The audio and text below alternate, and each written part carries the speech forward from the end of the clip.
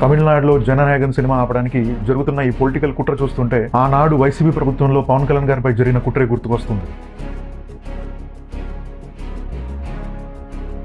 Cinema టికెట్లు 10 రూపాయలు 20 రూపాయలకి అమ్మడమే కాకుండా రెవెన్యూ డిపార్ట్మెంట్ని ఎంఆర్ఓని కాపలా పెట్టారు. ఇప్పుడు తమిళనాడు విజయ్ సినిమాకు కూడా దాదాపు అలాంటిదే జరుగుతుంది.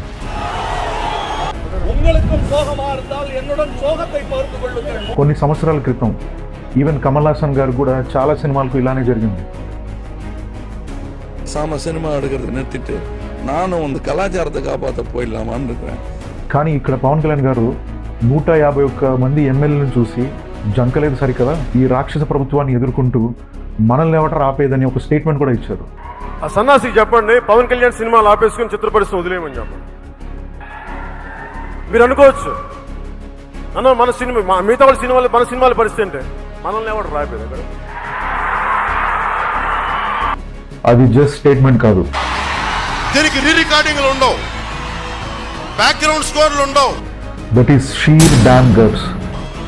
షీర్ డామ్ గట్స్ ఉండాలి. ఇక్కడ నిజ జీవితంలో పోరాటం చేయాలంటే దమ్ము, ధైర్యం, ready damn guts that's all you need.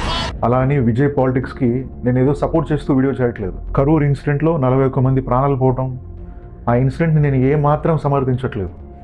కానీ ఇక్కడ సినిమా నాపితే నష్టపోయేది ఒక హీరో మాత్రమే కాదు, లైట్ బాయ్ నుంచి సినిమా వెనుక కష్టపడిన కొన్ని వేల కుటుంబాలు. దయచేసి వాళ్ళ జీవితాలతో ఆడుకోకండి.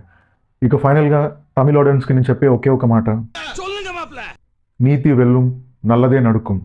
నండ్రి. சொல்லக்கூடாது.